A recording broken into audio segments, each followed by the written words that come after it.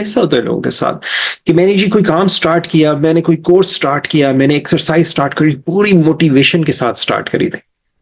And then चंद दिन गुजरे और मेरी वो मोटिवेशन जो थी it went down the drain. अब क्या हुआ कि जब मैंने शुरू किया था तो मैं एक प्रोग्राम यूज कर रहा था,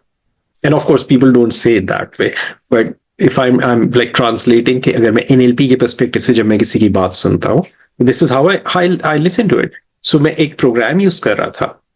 जिसको यूज करते हुए मैंने एक ही प्रोग्राम, ये ट्रेनिंग स्टार्ट की थी, ये मैंने कोर्स स्टार्ट किया था, ये मैंने एक्सरसाइज स्टार्ट की थी, ये मैंने किताब पढ़ना शुरू की थी, ये मैंने फलाना प्रोजेक्ट पे काम करना शुरू किया था, and then I stopped using that program and now I am using the other program which tells me to stop.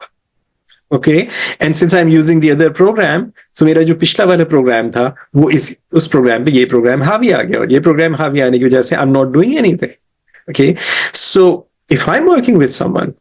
I will find out कि वो कौन सा program है that causes this person to work, and वो कौन सा program है that's stopping. So I'll use my skills to help them stop this and reactivate this, and they find they're able to do